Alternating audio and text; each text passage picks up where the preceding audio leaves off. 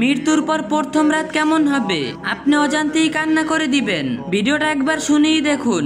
আজ আপনি জীবিত, শ্বাস নিচ্ছেন, কথা বলছেন, হাসছেন, পরিবারের সঙ্গে সময় কাটাচ্ছেন, হয়তো ভবিষ্যতের জন্য নতুন নতুন পরিকল্পনা করছেন। কিন্তু কখনো কি এক মিনিটের জন্য থেমে ভেবেছেন একদিন এমন একটি সন্ধ্যা আসবে যেটা হবে আপনার জীবনের শেষ সন্ধ্যা। একদিন এমন একটি রাত আসবে যার পর আর কখনোই সূর্য দেখার সুযোগ পাবেন না।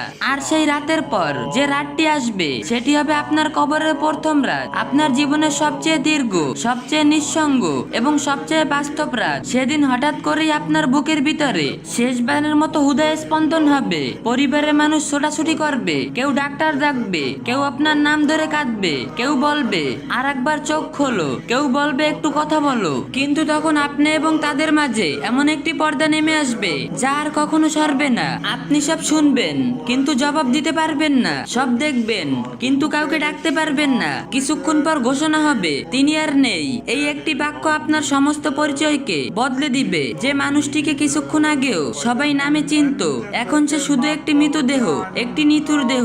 এরপর শুরু হবে শেষ যাত্রার প্রস্তুতি। আপনার আলমারি ভর্তি পোশাক থাকবে, দামি ঘড়ি থাকবে, জুতা থাকবে, প্রিয় জিনিসগুলো থাকবে, কিন্তু সেদিন আপনার জন্য নির্ধারিত থাকবে মাত্র কয়েক টুকরো সাদা কাপড়, কাপনের কাপড় যার কোনো পকেট নেই, কারণ সেখানে নিয়ে যাওয়ার কিছু অনুমতি নেই। আপনাকে গোসল করানো হবে, হয়তো আপনার কোনো বন্ধু, হয়তো কোনো আত্মীয় স্বজন, হয়তো এমন কেউ যাকে আপনি খুব ভালোবাসতেন। সে আপনার নিথুর শরীরে পানি ঢালবে, শেষবারের মতো আপনাকে পরিষ্কার করবে, কিন্তু আপনি আর বলতে পারবেন না পানি ঠান্ডা অথবা পানি গরম, কারণ পৃথিবীর সব অনুভূতির সঙ্গে আপনার সম্পর্ক শেষ হয়ে গেছে। তারপর আপনাকে দাপন পরিয়ে শুয়ে রাখা হবে। পরিবারের মানুষ শেষবারের মতো আপনার মুখ দেখবে। মা কাঁদবে, বাবা কাঁদবে, স্ত্রী কাঁদবে বা স্বামী কাঁদবে, সন্তান কাঁদবে, কিন্তু কেউ আপনাকে ফিরিয়ে আনতে পারবে না। তারপর জানাজা হবে, অনেক মানুষ আসবে, কেউ সত্যিকারের অর্থে আপনার জন্য কাঁদবে, কেউ হয়তো শুধু সামাজিক দায়িত্ব পালন করবে, কেউ হয়তো মনে মনে বলবে মানুষটা ভালো ছিল, আর কেউ হয়তো আপনার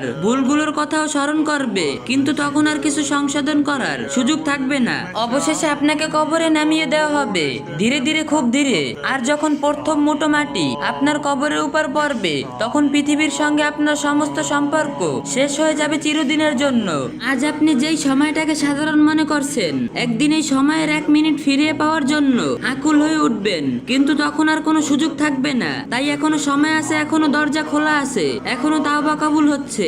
একবার নিজেকে প্রশ্ন করুন, যদি আজ রাতেই আমাকে কবরে যেতে হয়, আমি কি প্রস্তুত? আমার রবের সামনে দাঁড়ানোর মতো কি কোনো প্রস্তুতি আছে, নাকি আমি এখনো ভাবছি আরো অনেক সময় আছে? আর মৃত্যুর আগে সত্যিকারের তাওবা করার তৌফিক দান করুন, আমিন।